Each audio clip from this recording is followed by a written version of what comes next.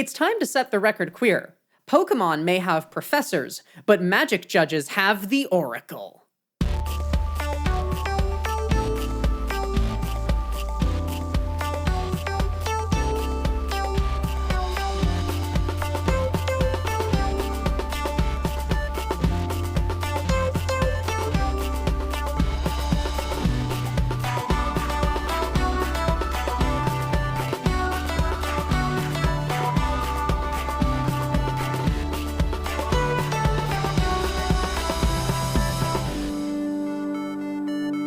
Welcome to Setting the Record Queer, a podcast where queer people talk about the pursuits and communities they love. This is episode 31, and it's about judging in Magic the Gathering. My name is Alexis, my pronouns are it, its, and she, her, and I'm one of your hosts. I'm Kaylee, I'm your other host, and my pronouns are she, her. Hi, Kaylee. And I did that slightly different than normal, which is probably going to throw people off their rhythm. But before we get into things, I just want to quickly remind people, because we really talk about this a lot. We have a Patreon where you can support the show, and we really appreciate it at patreon.com/settingtherecordqueer. There's cool benefits. When we finish an episode early, you can get that for $10 patrons. You can see our early guest schedule, which is a good time. We usually are somewhere between 1 to 3 guests in advance, so you can see what's coming up before anyone else. Yes, and we also, the $5 patron tier is actually going to get rebranded soon. We found that people don't really care about high-quality episodes because it subtracted convenience. So as in like audio file quality, yes. We do try to make good content. Yes, I should clarify that better audio quality than what we put out on iTunes, because it's a lot less convenient to go through Patreon, so no one was listening to those. And we want to give something to our $5 patrons, so we're actually, we've been talking in our Patreon-only channels in the Discord, which you can follow, and we're actually going to put some new perks up for that instead in the near future, so look out for that. Also, while we're doing programming notes, iTunes reviews help us a lot, so. Anyway, back to the show. If you'd like to become a patron of our show, you can find out who the next episode is before you finish listening to this, because by the time you're listening to this, it'll already be at the end of the episode. We'll probably have the following guest up, too. Yeah, that's true. I recently sent out a couple of messages to try and schedule some people. Yeah, so since our last recording, Kaylee and I's lives have been vastly improved by the most recent update in Final Fantasy XIV, which is like not a big deal except for the part where they added new content based on Nier Automata, and it's the best thing ever. Oh, I don't know what you're talking about. Not a big deal. I've been running back and forth on the back of a flying pig every day. Final Fantasy XIV is just like a very normal MMO where you can dress up as 2B and fly around on a pig that's technically a fae. It's a good video game. After doing the Nier raid, Kaylee and I decided to actually play through Nier and Nier Automata. I have never played Automata. I've watched a bunch of speedruns and stuff and listened to Kaylee talk about it like a million times. And I've been wanting to play it forever, and I've just never sat down and done it. So we're doing that now. I'm a Draken Nier expert. We just finished Nier Gestalt. Kaylee played it. It was amazing, and it's my new favorite video game soundtrack literally ever. And we just started Automata, and I'm very excited to continue with Sad Robots game. You know, speaking of robots, that's a creature type in the card game Magic the Gathering. I think probably somewhere. I can't. There's like there's like golems. Those are fantasy robots. I know there's mirror, which are like robot things. Oh boy, did I not need to drag this out this far. Anyway, hi Jackal. Why don't you introduce yourself? Hi, I'm Charlotte Sable. I'm a magic judge, and I use she, her pronouns. Hello. This episode has been a long time in the making to finally happen. Charlotte's is a name we've had on our list for quite a while, so I'm excited to do this. So first, in addition to judging, at least your Twitter bio mentions that you are part of the Commander Advisory Group, so do you want to tell us about that? Sure. It means I'm part of a group of 7 people that advises the rules committee, which manages the commander format, which, unlike other Magic formats, is managed from outside of Wizards of the Coast, rather than the other formats, which are all, monitored and managed in-house. Commander being a community-driven format, Wizards decided to let the rules committee remain outside of Wizards and keep doing what they were doing since they'd brought it to, the level it's been at for a while. And so the rules committee manages the rules and philosophy of the format. And so the Commander Advisory Group was created earlier this year.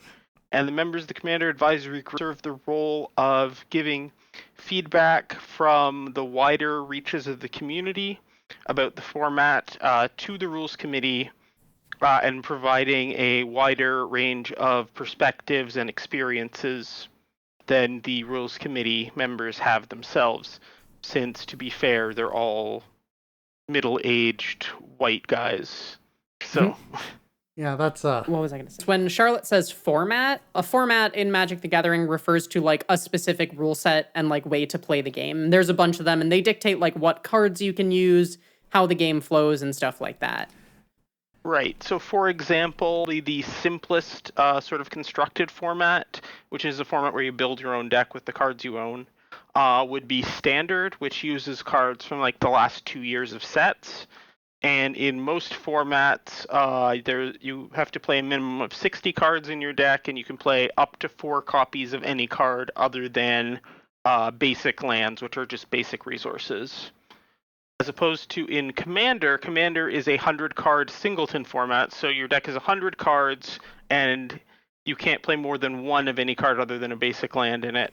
Plus, your deck is led by a legendary creature or one of a few select planeswalkers that can be your commander, and the colors of your commander dictates the colors of stuff that can be in your deck, and usually will help dictate the strategy and plan of your deck as well, but not necessarily.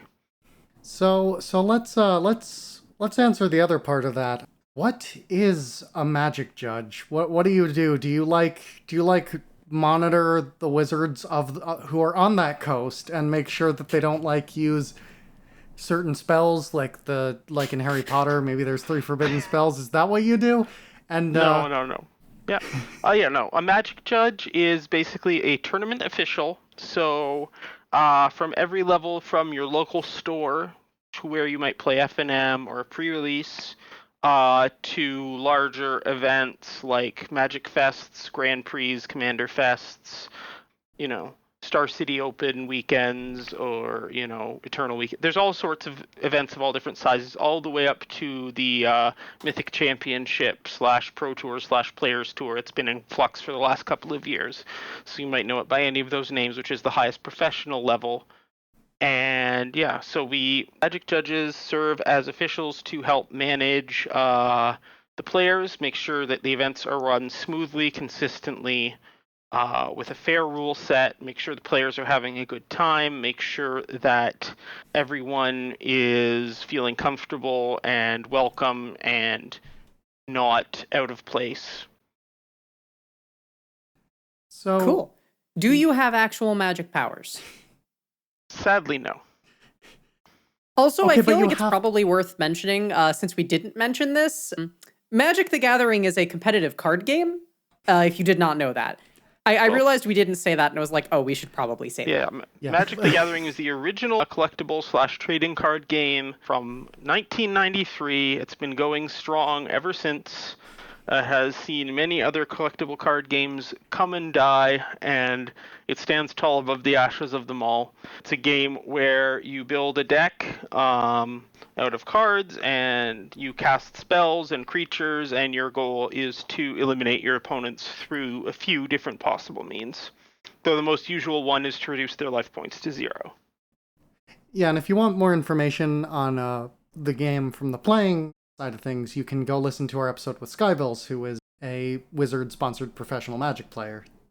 But you should finish listening to this one first, because this will help you. This will help you learn the rules a little better, probably. Maybe. Yeah, maybe. So, Charlotte, you're a level 3 judge. What does that mean? It means that In the judge program, there are 3 different levels of certified judges, from level 1 through level 3. The different levels basically just mean sort of what sort of scope your abilities entitle you, or your abilities sort of match. Level 1 judges will be judges at your local store. They'll maybe help out at some bigger events, but generally they'll be the person running those, pre-releases or F&M or Friday Night Magic or that sort of thing. 2 judges are judges that have put a little more time and effort into learning the rules. Not that level 1 judges don't put in time and effort, but level 2 judges have devoted a bit more of their time to judging and learning the rules. Level 2 judges are the first level of judge that is certified to run competitive events as opposed to more casual events like the Friday Night Magic or the pre-release. So they're the ones that you're going to see as part at events where you're, registering deck lists or getting penalties or that sort of thing. And then above that is level 3 judges, who are the judges that fill leadership roles at the very large events like Magic Fests.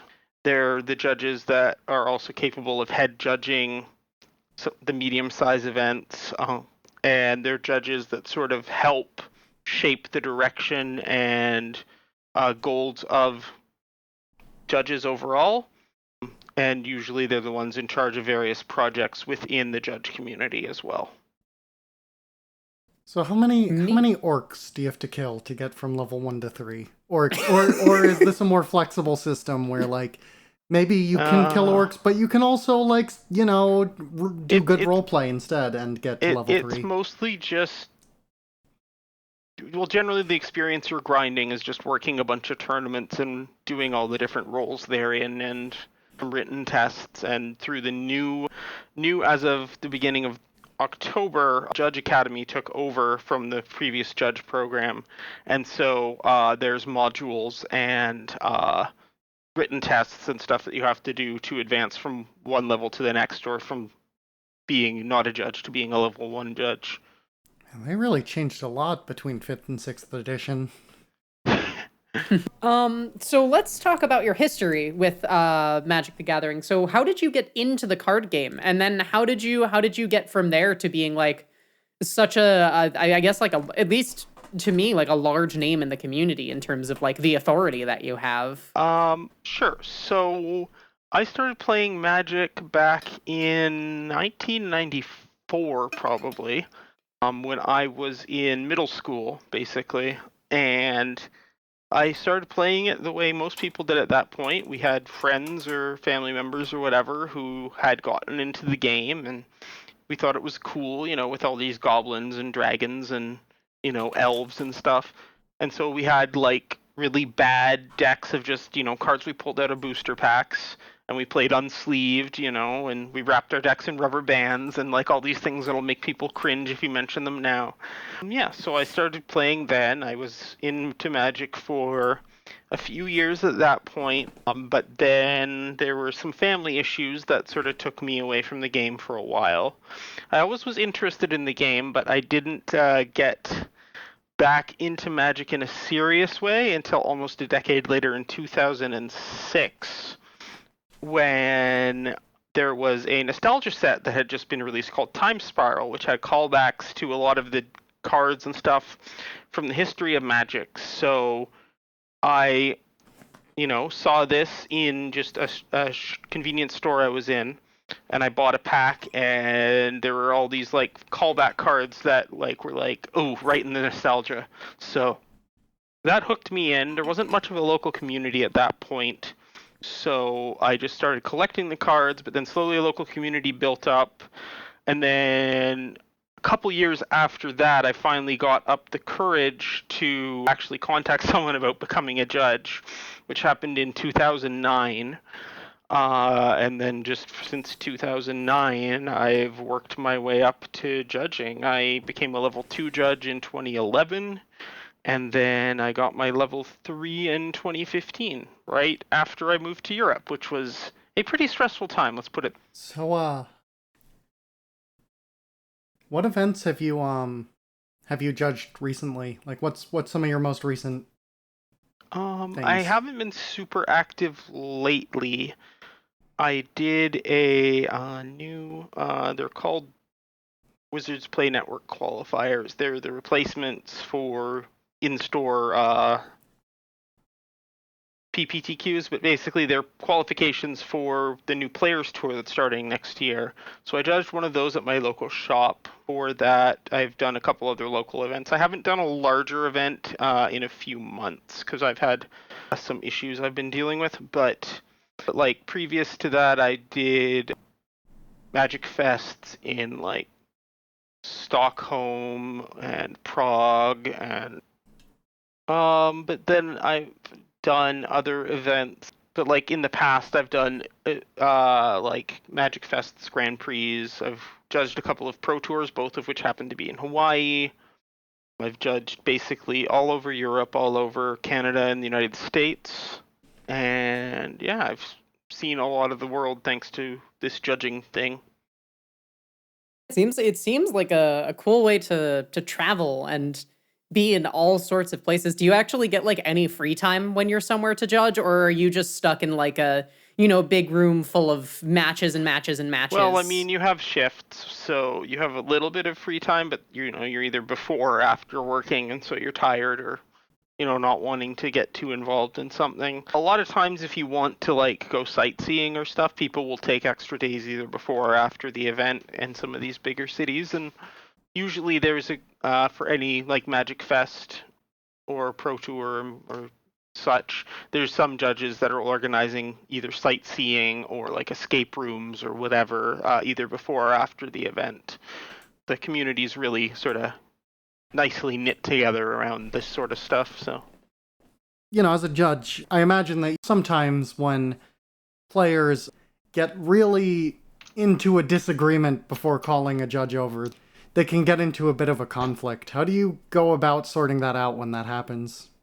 Well, I mean, it's the same as dealing with any sort of conflict. The first step is to de-escalate, and usually the best way to do that is to separate the players once you have a general sense of what's going on. In most situations, that'll calm people down enough that you can settle whatever rules or whatever dispute is going on, but sometimes people are more belligerent and more needs to be done. But yeah, I mean, and obviously in the worst cases where, it's if there's safety on the line, you involve authorities or whatever. But most general disagreements, it's best to just give each person a turn to talk, either away from the table or to you, and then you know, reconstruct what happened and, sort it out from there. So being a judge probably takes like more personal skills than maybe people would expect. Maybe not, but it seems like it requires, I mean, obviously it requires talking to people and dealing with conflict. So Yeah, it's not like I am rules bot insert question. It's not like that. There's a lot of uh just social skills, soft skills to deal with. Yeah, I mean, it just, there's also customer service involved. There's not social engineering so much, but there are certainly things, we want to like encourage people to call judges when they have issues. We want to encourage people to play quickly. We want to encourage people to, you know, fill out their match slips when their match is done at bigger tournaments, that sort of thing. And so, yeah, I mean, there's a lot that goes into basically setting the tone of the event and working in a cooperative manner with the players so that they can, so that we can all get a nice resolution to the event. Like, the thing is, everyone's there to have fun. But the thing is, at the end of the day, we all want to go home and, sleep or have dinner or whatever. And so, it's nice to remind people. I mean, that, okay, yes, you're entitled to the time in your match and you're entitled to think, but, there are also, 100 other people in this event, and every, minute you take is taking 99 minutes away from everyone else. yeah, that makes sense. So, as a judge, it's clear that you have like a lot of responsibilities when it comes to like running these events. So, how much do you feel like you get to like play in these events and really participate in the game of Magic versus being like a judge and an authority? Well, I mean, except at like the lowest level of like in-store event where you're just sort of helping out. Um, if you're judging any sort of like competitive level tournament, like a level of event that say a level 2 judge would be needed for, where there's deck lists and stuff, judges are actually not allowed to participate in those events if they're actually. But yeah, I mean, there's definitely sort of a work-life balance, if you will, that if people enjoy playing Magic competitively or in tournaments, then there's often a balance that you need to have of like, I want to play this event, not judge it. you know and a big part of that is, especially if you're like the only judge or one of only a few judges in an area, you need to learn to be able to say no to your like local tournament organizer or store owner, sort of whatever. It's like, look, I understand that you need a judge for this, but I really want to play in this event, and I'm going to need you to find someone else for this one because I've been looking forward to this event for a while. It's all about finding that sort of balance, right? Like, personally, I've taken a step back from bigger events this year just because I've had some personal issues going on, and I've realized that I can't be pushing myself the way I have in the past, because that's just going to lead to bad times. I'm going to either not give enough at the events that I'm working, or my personal life is going to suffer more, or whatever, right? It's about finding that balance, right? Finding harmony, as it were. Mm-hmm. So, this question is, I'm gonna be honest, it's for me. I want to know the answer to this question. I have a feeling 9 out of 10 listeners will just kind of be lost for a second here. I know that when you judge, there's like special promotional cards that they give out to the judges. Can you tell us about some of those sweet judge promos that you get? Sure. The judge promos, up until, again, like, things have changed a lot as of October with the introduction of Judge Academy. So going forward, Judge Academy is any judge that has paid their membership dues to Judge Academy will be receiving the promotional cards quarterly. But in the past, they were given out either at conferences or through a program called the Exemplar Program, where judges recognized other judges who sort of went above and beyond in doing good things at events or in the course of judging or running judge-related programs. Or were you asking more about the cards themselves? That was a better answer than what I asked for, and probably more applicable, but I want to hear about the cards. Well, the judge promos that we get, they're exclusive printings. They're foil premium printings of cards, usually cards that are in demand, but sometimes some cards that just are more judge / sort of commander focused. Like, let me see here. There have been some high value cards like Mox Opal given out, and Sliver Legion.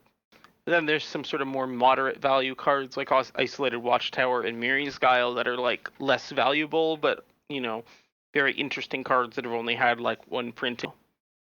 Usually there's a few really high value cards in a year, but I'm surprised they're still printing Mox Opal at all.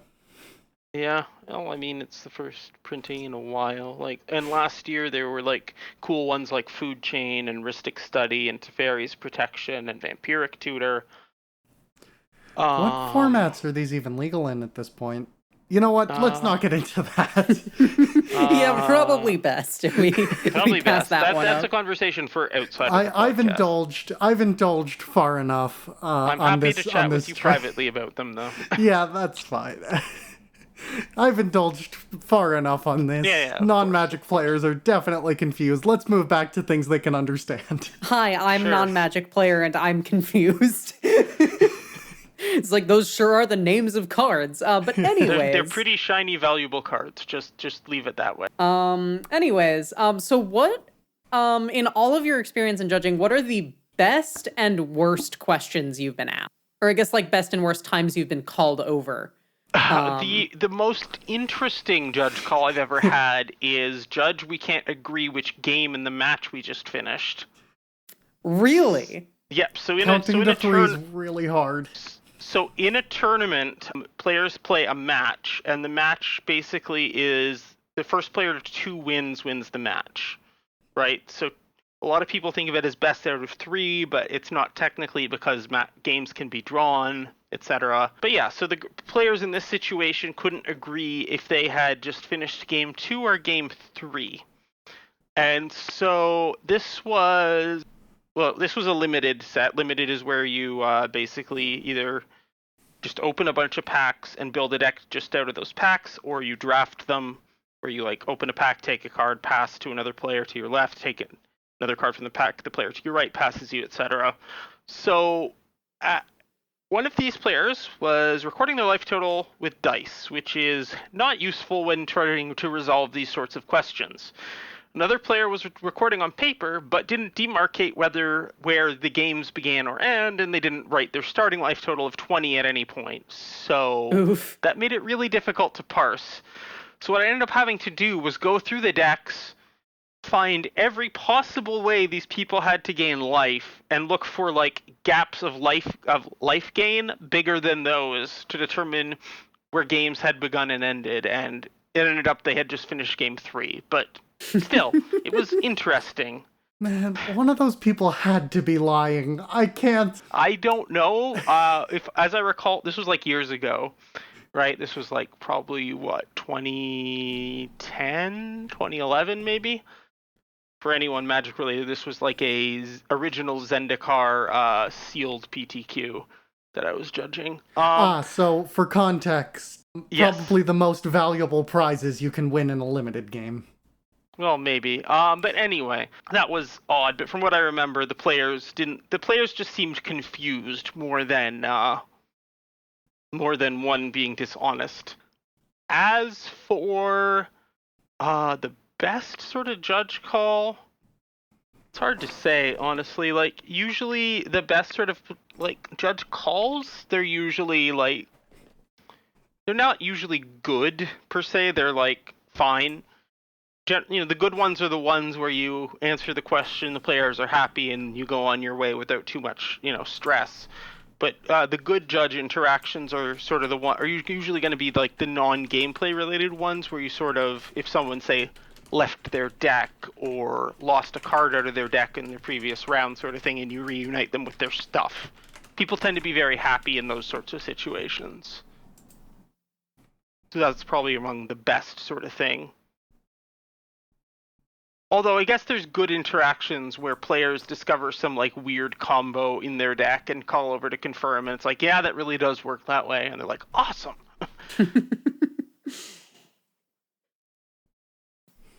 All right, let's transition over to talking about sort of the community around all of this. It's pretty obvious to say that Magic the Gathering is a huge thing. So what sort of communities are you a part of in this larger thing? Is there like a specific community for judges or anything like that? Well, judges, we sort of all connect on like social media just in general. Like, honestly, like the judge community is sort of the main reason I'm still on Facebook, for example, just because there's like this huge judge community, and that's how most judges are connected, and how we talk to each other and whatever. And like, judging, you make a ton of friends with it. Like, a lot of my better friends are judges, and yeah, and beyond that, like, we have Discord servers and, forums and whatnot. But it's like any group. There's people you get along with and people you don't. Less so of the people you don't get along with, but like, it's this weird mix of like a social club and like a service group thing that runs tournaments. Like, also with like hints of like this weird self-improvement cult thing. Because like, the whole judge program is about getting better at being a judge, and that means improving skills that are very useful in everyday life. So that's the social side of judging per se. As for other Magic stuff, I'm in like a fair number of commander-based groups. Obviously, I'm in groups with like my local, like the Magic people at my local shop, that sort of thing. But like you can find groups for any sort of thing. Like in competitive formats, there'll be groups focused around certain deck archetypes and like finding the best version of that deck.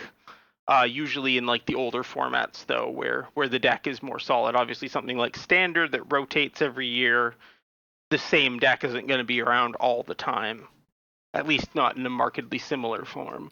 So, how is it being queer in judging? It's better than it used to be. That's good.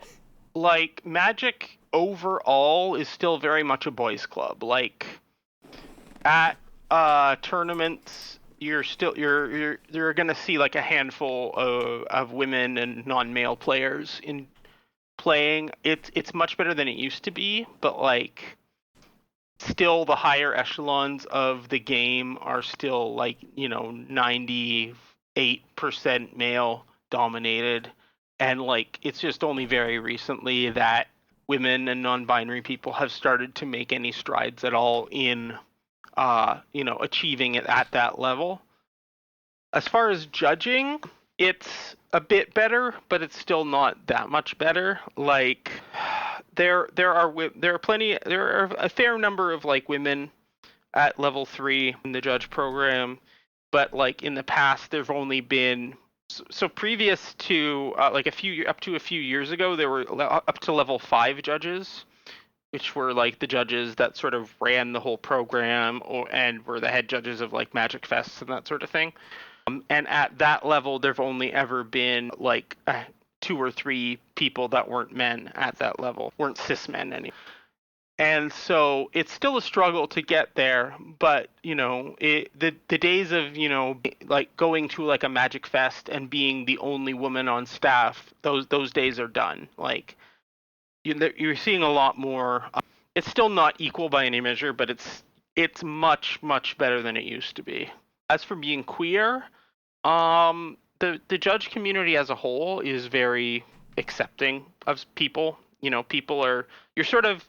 It's weird to say, but like in a good way, the judge community is very much a meritocracy. Like, for the most part, you're judged by what you're capable of doing, in how you work and what you can contribute, and not by who you are, how you look, your gender, your sexuality, that sort of thing.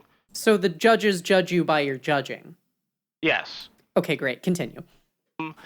And so, yeah, it's really good in that way. And in the last few years, there have been a lot more visibly, openly, like, queer and trans and, LGB judges showing up. And, like, they've always been around to some degree, but obviously it's, much easier to be open about it. And what's really, really, really great that I found is in the last few years, there's been like this sort of groundswell of just more trans and non-binary judges sort of being more open with the community about their identities, and the community has just been open, like welcomed everyone with open hearts and open arms, and it's just like, yeah, you're still the person we know, What's the relationship between you as a judge and larger staff at Wizards of the Coast? Wizards of the Coast being the company that makes Magic and also D&D and a bunch of other stuff like that. Yeah. Yeah, they're on a coast and they're wizards and they conjure card games. Technically, there isn't one, with the exception, especially since October, when the previous judge program basically ceased to be, and Judge Academy took over managing the certification and such of Magic judging. There's no official relationship per se. With that change, Wizards no longer specifically requires judges of a certain level to judge an event, though they still encourage it. But for the most part, at tournaments, judges are contracted by the tournament organizer, not Wizards themselves. So even at the Players Tour and I think championships these days, the contracts are now being done through the tournament organizer rather than Wizards themselves, since the tournaments are being run in conjunction with an organizer that's running a Magic Fest alongside of it. So the connection is basically zero these days as far as direct like contracts. A few people will have contracts for specific services, like there's one judge who's also a member of the Commander Rules Committee, Toby Elliott. He has been the policy guy for forever, and so he's contracted by Wizards to help with their policy updates. There's judges that help with like the rules documents and stuff, but it's always being contracted on a very specific basis for a specific thing. As far as being a judge on an event goes, you're not paid by Wizards for that anymore. So if someone is looking to make the jump from playing Magic to judging Magic, where should they start? I know you've mentioned this Judge Academy thing a couple times, so I assume that's the answer. But that is the answer now. You can actually, you can actually do modules and stuff to sort of test your rules knowledge and stuff, and get even. So with the introduction of Judge Academy, judges have to pay annual dues to Judge Academy to have a certification, but they do get rewarded with the judge foils and such.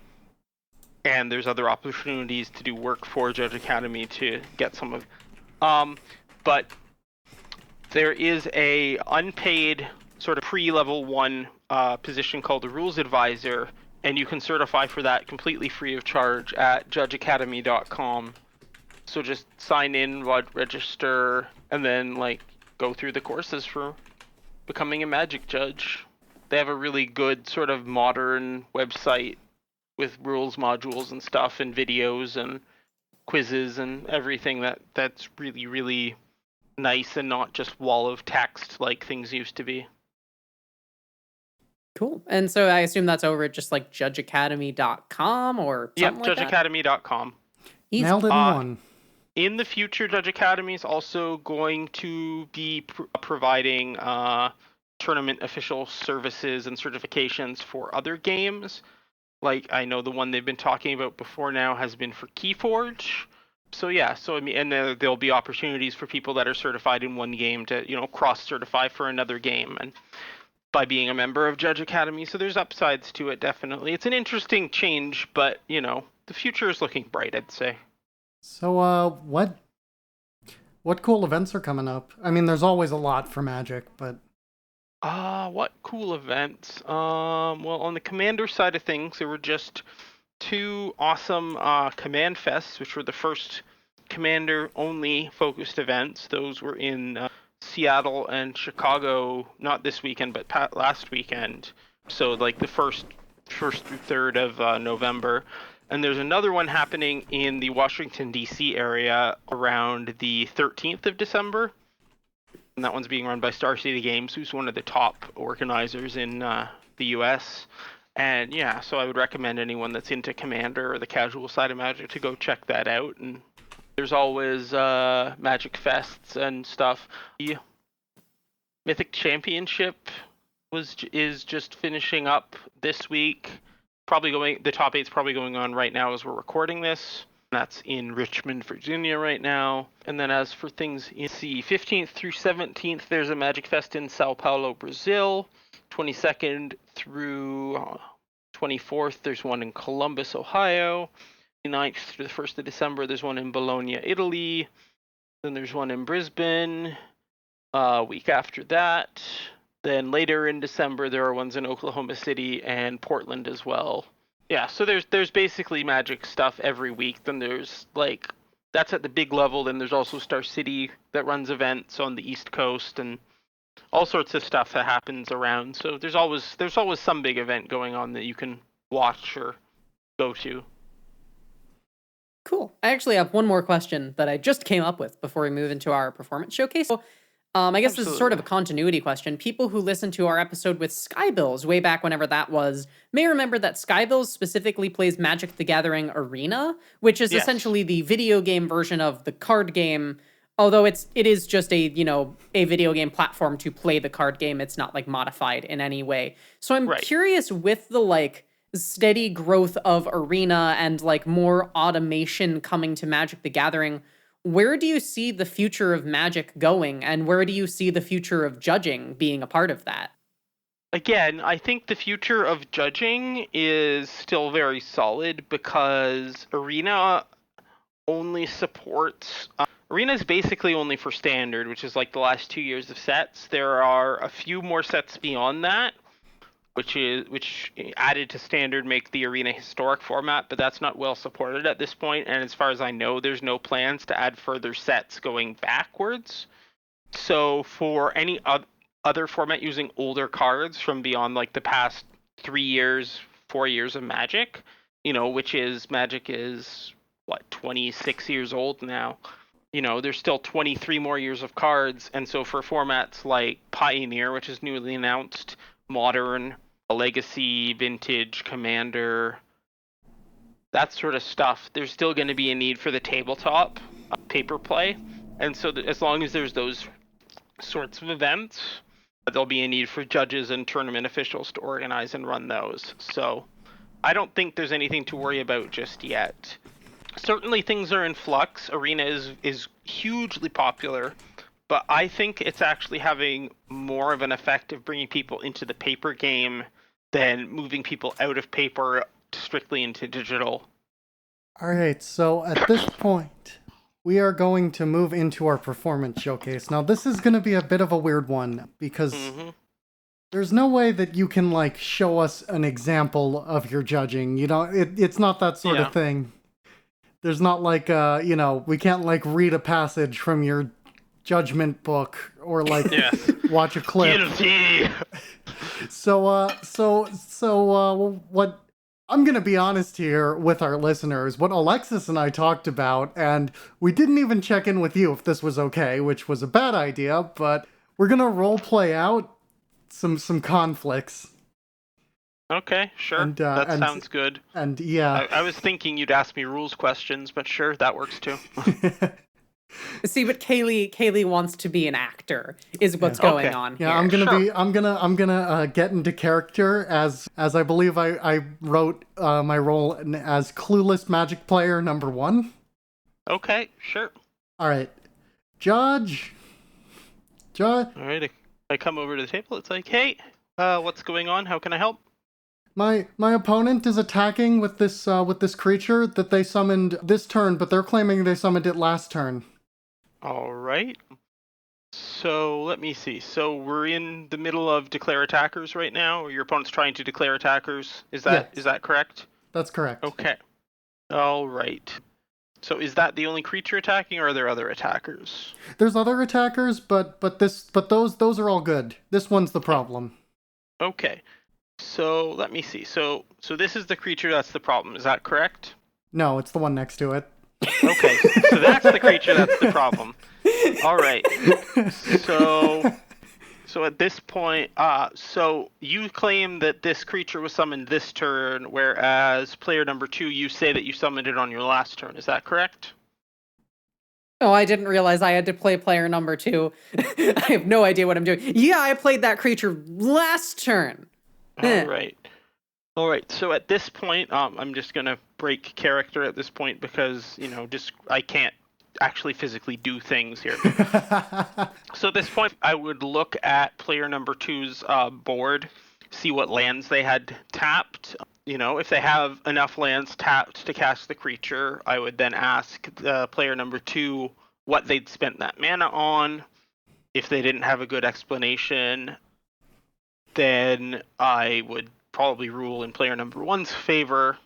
A situation like this, it's usually very easy to tell if the creature was actually summoned this turn or not, mostly based on if mana is tapped or not, unless it came into play through some other means like an Aether Vial or something.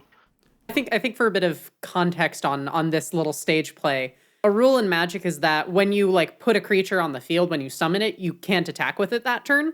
Right. So that's sort of the debate here. Yeah, it's colloquially known as summoning sickness. There is an ability called Haste that some creatures have that does allow them to attack the turn they come into play, as well as use abilities with the tap symbol, but, most 99% of creatures don't have Haste, so... All right, I think we're going to run through 2 more scenarios then. Yep. Okay, scenario number 2. Judge. Yes, Hi, what can I do for you? I watched my opponent sneak a card on top of their deck. Really? Yep. Okay. So this is a sort of judge call where you'd probably ask to talk to me away from the table, because openly accusing someone of cheating like this is, probably not going to end well for either player. So I have had that happen to me, and I was not cheating. Yeah, that's fair.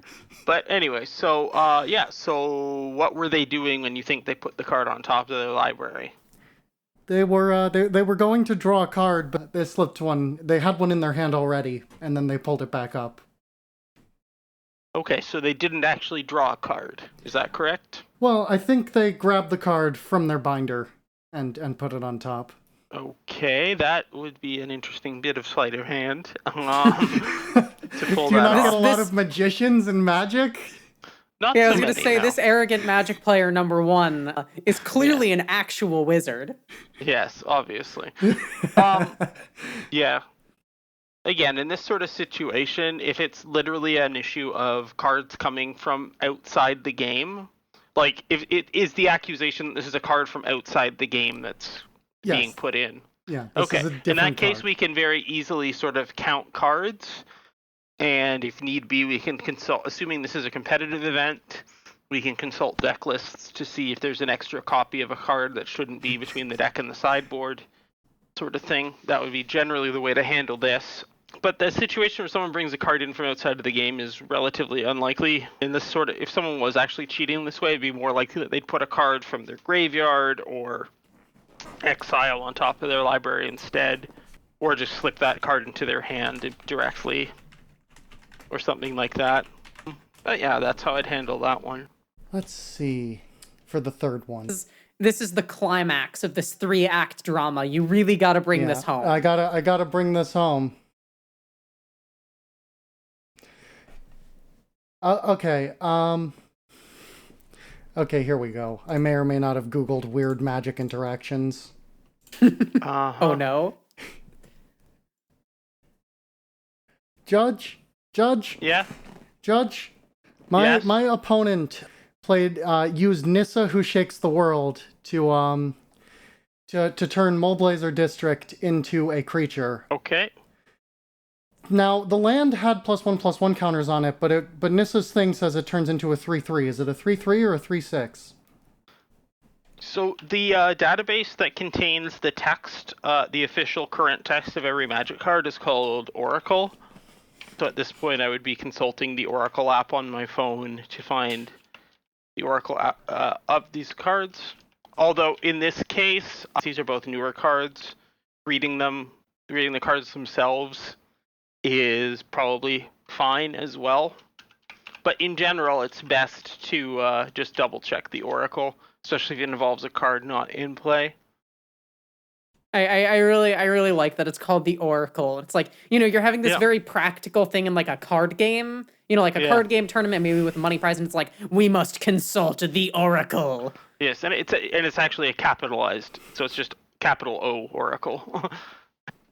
But yeah, so but in the case of Mobilized District, okay, so your opponent targeted Mobilized District with Nissa. That's correct? Or Yes. Okay. And then they activated Mobilized District? Mobilized District had accumulated +1/+1 counters earlier. Okay. Then Nissa turned it into a 3/3. Sure. Nissa doesn't actually turn it into a 3/3. She sets its base power and toughness to 0/0, and then all the +1/+1, and adds 3 +1/+1 counters. Okay, So, my bad. I misunderstood how this card interaction worked. Nissa turned it into a 0/0, and it was already a 3/3. Yes. So it was well. Or the other way, whichever way makes it a 6/6. Yes. Well, you actually can't target it with Nissa if it's already a creature, because her ability says target non-creature land.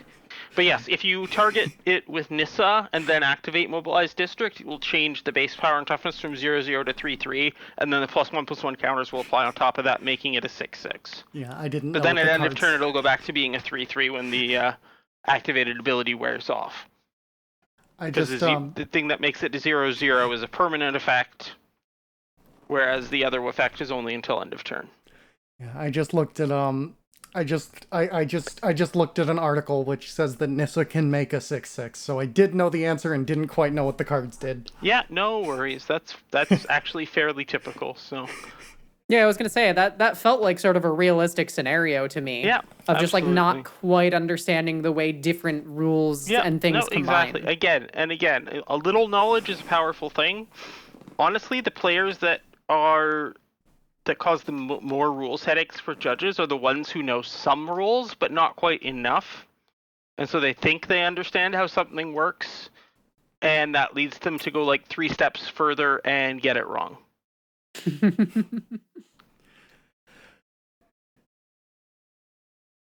Wait, I have one more. I have one more secret one. Oh?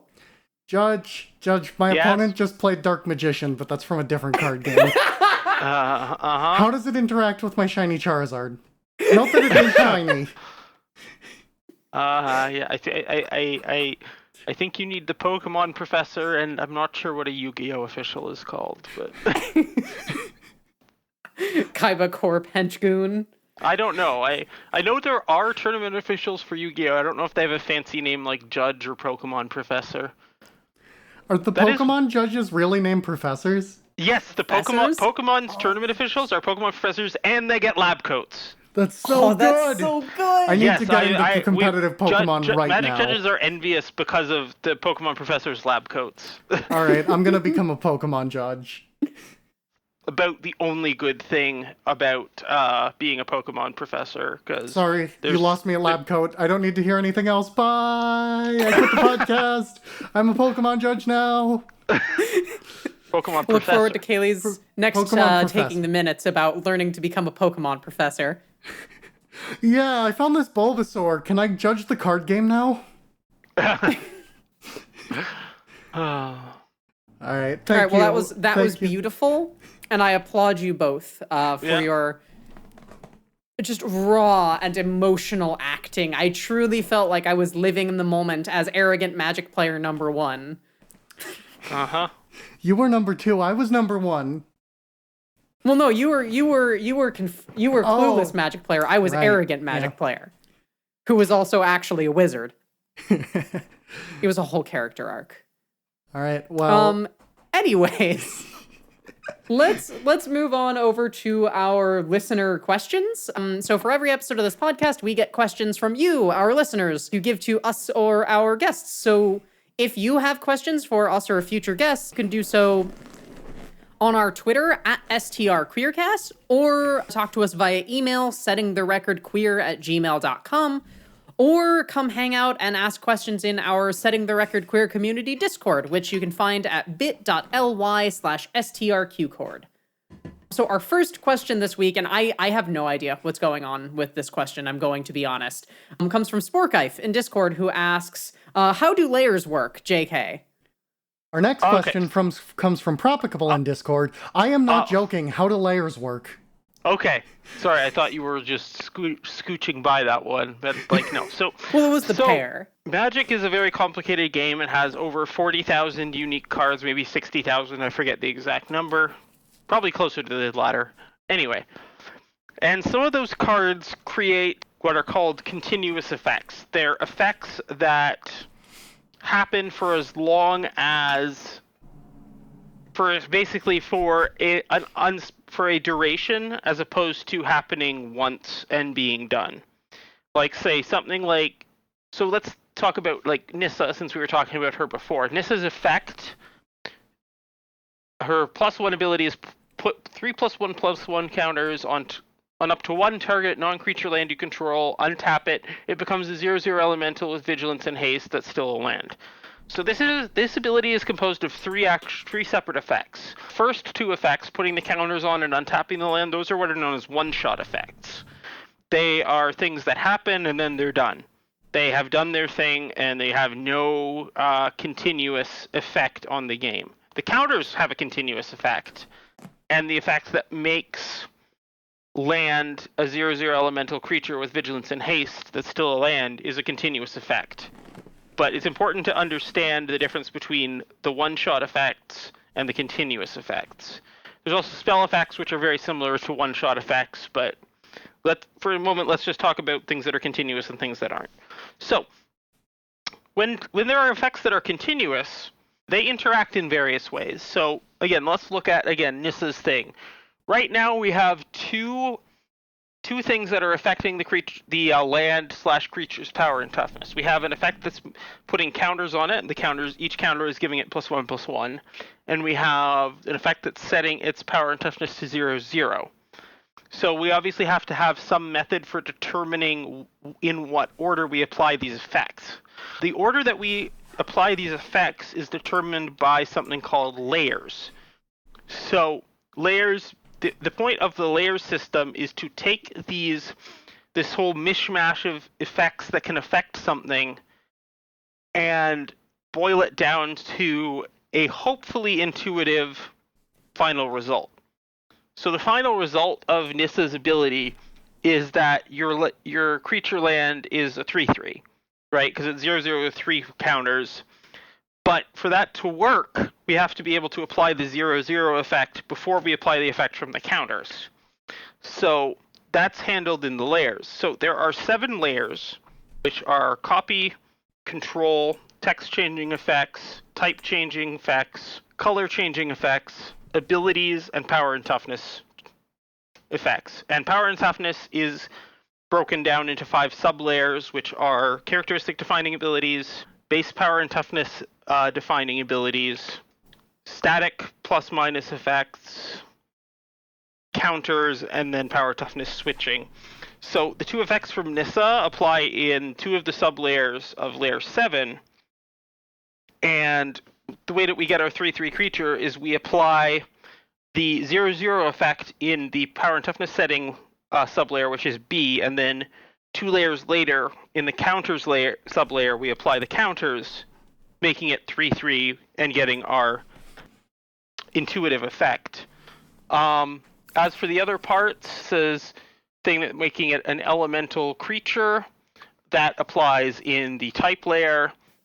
Vigilance and haste applies in the ability layer. So that's just for one effect. That's breaking down where it falls in layers. And then if there are 2 or more effects applying in the same layer or sublayer, usually you apply those in the order of which effect is newer. That's the basics on layers, using one card as an example. And I know that didn't sound very basic. Propagable, Sporkify, that was your fault.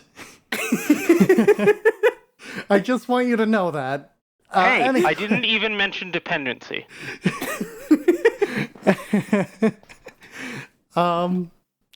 Anyway, our next question comes from Enchantress of Numbers on Twitter. What is the most powerful play in Magic the Gathering, and why is it the table flip? Well, I mean, the table flip generally is going to flip the game into an unrecoverable state. But yeah, I don't know. I'm still a fan of the old, just from back when I started playing, the turn 1 Swamp, Dark Ritual, Hypnotic Spectre. That's still a good play. Mm-hmm. How does it compare to me just walking up to you, taking your cards, and leaving the store? Well, one is playing Magic, and the other is a crime, so... It's only a crime if I get caught. No, it's still a crime. It's only a crime if I get caught. A crime was still committed whether or not you get caught. Nope, that's not how the law works. Look it up. Law 1, it's only a crime if you get caught. Uh-huh. Kaylee, you're debating with a judge right now. I think she would know. A different kind of judge, though. Shh, I'm trying to help you out here. I'm sorry, but I'm just chilling with your deck of Magic cards. It's time we move into our final segment, which is, as always, Kaylee's question of the week. Now, these questions are taken off of the level 4 Magic Judge quiz. right off there. They actually assume you know the rules by that point, so they start asking more important things, like how well you can attune to Aether, and, like how many third-level spell slots you have. Yeah, our this question that I've selected from that list is you are asked repeatedly obnoxious questions by the two rudest players you've ever encountered. Dr. Max Wizards of the Coast has called you and told you that you are allowed to add one rule to the game to get back at them. What rule do you add? Okay, I've got one. I want a rule that that if two players are rude enough, a judge is allowed to deal themselves into the game in the middle. And if the judge wins, then the other two players are banished to the Shadow Realm, which is a corner of the store that's just labeled jerks in the Shadow Realm. Well, that's pretty similar to my answer. I would add a penalty determinant rule being generally unpleasant enough, being like a smug sort of know-it-alls type who thinks they know better than every opponent and every judge, and make that so it could be upgraded to a DQ just to, hopefully reduce the size of like every Magic tournament by about half by the end. So. All right, so I only partially sort of know Magic the Gathering. I think I played like 2 games of Commander once, and that was it. You've played with my Conspiracy Cube as well. Well, I mean, we never actually played that game. Oh yeah, we started drafting and then never finished. But anyways, so the rule I would like to add, there is a Magic card I know about called Shahrazad. And what this card does is when you play it, you start a game of Magic within the game of Magic. I believe using what's left of your like deck as a whole deck and going from there, sort of, anyhow. So I would add a rule for these two players that every card they play has the side effect of playing Shahrazad.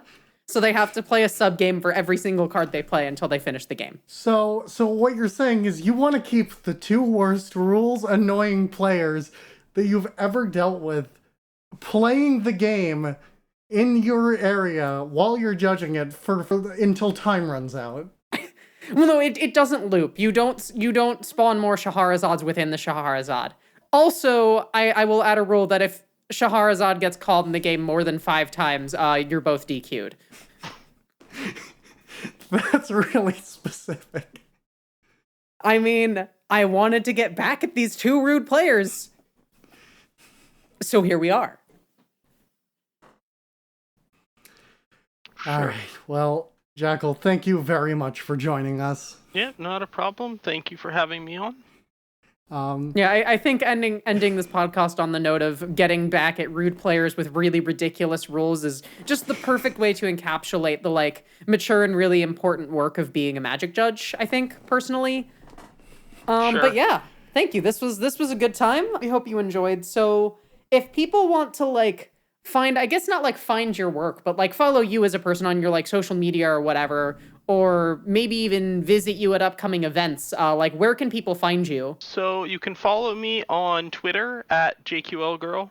I run a Magic Rules question and answer blog at magicjudge.tumblr.com. It hasn't been as active lately as it usually is, but I'm hopefully getting back to being more active with it again. And yeah, those are the best ways to get in touch. I also write every 4 weeks for a rules and answer column called Cranial Insertion, which you can find at cranialinsertion.com. I also have a Patreon at patreon.com/magicjudgetumblr, all one word. And if you like what I do on my Tumblr, or if you just want to support my work in general, you can support me there. There aren't any physical rewards at the moment, but I appreciate any support I get. Thank you. Yeah, so definitely go take a look over at all of that stuff. Definitely, if you're really passionate about Magic the Gathering and judging and all of that, take a look at that Patreon and everything. But as well, I would like to ask that if you enjoy this podcast, you support our Patreon over at patreon.com/settingtherecordqueer. Our patrons can get early guest reveals, access to a special Discord channel, high quality or early episode releases, and special thanks on the podcast. As Kaylee mentioned earlier, we are currently reevaluating some of our Patreon. If there are things you would like to get out of, monetarily supporting this podcast, please let us know. We are looking to do the best we can to make supporting this podcast a rewarding experience. We would like to offer thanks to our $25 patron, Jane, who you can find on Twitter as @CallMeCadejo. That's @CallMeCadejo. And otherwise, if you liked this podcast, be sure to subscribe or leave a review wherever you listen to your podcasts. Tell a friend about us or recommend us on your social media. You can find us on Twitter at STRQueercast or get in contact with us via email, settingtherecordqueer@gmail.com. Or you can come hang out in our Setting the Record Queer community Discord, where us hosts, a bunch of STRQ listeners, and even some of our guests and technical production people have decided to grace us with their presence over at bit.ly/STRQcord. While you're in any of those places, feel free to ask questions for us or for our guests, or send us feedback about the podcast. Maybe you have a cool idea for who or what could be on this podcast. Maybe you think you should be on this podcast. Please let us know. We're always looking for future episode ideas. The logo for this podcast was drawn by Cubotic. That's at QBTIC on Twitter, or Cobot, QOBOT.tumblr.com. The theme music and production for this podcast is done by Thrill Me Music. You can find more information about her work at thrillmemusic.squarespace.com. Kaylee, where can our listeners find you? People can find me on Twitter at WitchesHex, that's WITCHS Hex, or on Twitch at the same name with an underscore between Witches and Hex. I don't stream too much there these days, but I am planning to do a kind of SoulSync devlog on Twitch within the episode release period of this episode, so between this episode coming out and the next one, so keep an eye on that. And you can follow SoulSync's development at SoulSync Game, that's SOULSYNC Game on Twitter. And you can find me on Twitch and Twitter as Double Gear SYS, as in Double Gear System. And you can find my Final Fantasy XIV virtual photography shenanigans over at Instagram.com/echo_white. That's EKHO_white, as in the color.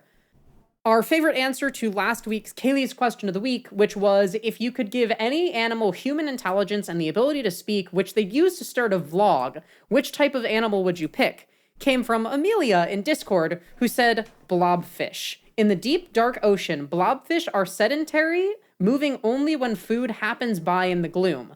On the surface, their bodies deform from the change in pressure, earning them the memetic distinction of world's ugliest animal. I think a creature like that would have some interesting insights on existence, identity, and fame if it had sentience and a vlog series. Plus, they're heckin' adorable. Our next episode is going to be on queer body horror poetry, so look forward to that, and we will see you in 2 weeks. Bye!